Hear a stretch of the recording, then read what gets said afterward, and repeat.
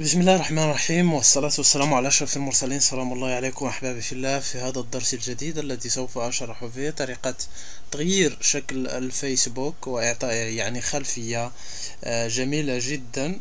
بطبيعة الحال أريد أن أذكر أن هذا الدرس يطبق فقط على جوجل كروم فقط، على أساس أنك تعمل تخصيص لصفحتك على الفيسبوك بإعطائها خلفية جميلة. سوف أضع بين يديكم مجموعة من الخلفيات الأكثر من رائعة.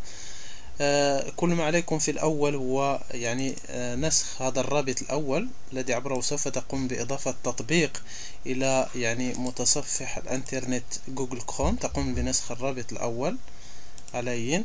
تفتحون صفحة جديدة على الإنترنت، تضعون هذا الرابط في الأعلى، انتر. سوف يدخل لكم على صفحة بهذا الشكل، تصبرون 5 ثواني هنا، وتضغطون على هذه الأيقونة الصفراء، وسوف يدخل لكم على صفحة بهذا الشكل. كل ما عليكم فعله هو إضافة هذا التطبيق إلى المتصفح بالضغط هنا، إضافة إلى كروم بهذا الشكل. تضغط بهذا الشكل، تضغط على أن يدير أو إضافة انستال أو ما شابه ذلك عليه. تضغط بهذا الشكل وسوف يتم مباشرة إضافته.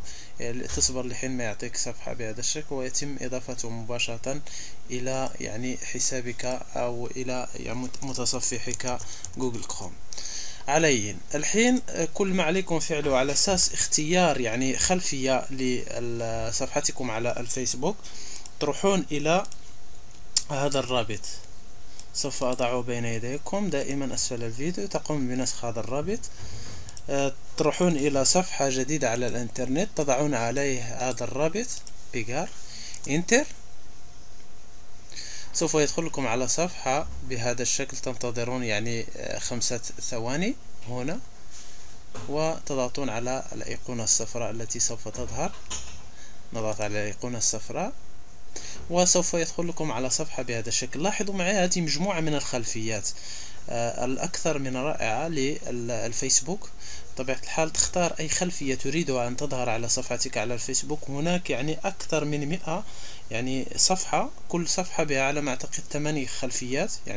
تستطيع اختيار أي شيء تريده. مثلا لو ذهبنا إلى الصفحة الثانية ستجد مجموعة من الخلفيات الأكثر من رائعة. علي سوف أختار أنا شخصيا خلفية هنا مثلا. سوف أختار مثلا هذه الخلفية الخضراء بهذا الشكل، أو هذه الخلفية السوداء، علي حسب الخلفية التي تريدها. مثلا سوف أختار هذه الخلفية الخضراء. تضغط هنا على أساس إضافتها مباشرة. تضغط بهذا الشكل، أمام كل خلفية هذا الرابط تضغط عليه بهذا الشكل، وسوف يدخل لك على صفحة بهذا الشكل. تضغط على انستال هنا. بالضغط على انستال سوف تنبثق صفحة بهذا الشكل. تضغط على اوكي او اكسبتار، ومباشرة تصبر لحين ما تظهر لك صفحة بهذا الشكل. فيتم الحين خلاص إضافتها إلى إلى صفحتك على الفيسبوك. ستيل انستالد، إن صح نطق هذه الكلمة عليا. الحين خلاص بعد إضافتها ترجع إلى صفحتك على الفيسبوك. تقوم بفتح صفحتي على الفيسبوك. سوف أقوم الحين بتحديث. لاحظوا معي هذا هو الشكل القديم. سوف أضع على تحديث، ولاحظوا معي فقد تغير إلى شكل آخر مختلف كما تشاهدون، خلفية أخرى مختلفة. فالأمر سهل جدا كما شرحت المسألة. فقد تذهبون دائما إلى صفحة الخلفيات، وتضيفون أي خلفية كما شرحت بالضغط على هذا الرابط. فكما تشاهدون الخلفية أكثر من رائعة باللون الأخضر. تستطيعون تغييرها بخلفيات موجودة في ذلك الموقع الذي شرحناه قبل قليل. بطبيعة الحال في الختام أدعوكم دائما إلى زيارتنا على موقعنا www.igli5.com، وزيارتنا أيضا على صفحتنا على الفيسبوك facebook.com/حوح1981 فول. إلى دروس قادمة إن شاء الله. استودعكم الله الذي لا تضيع ودائعه.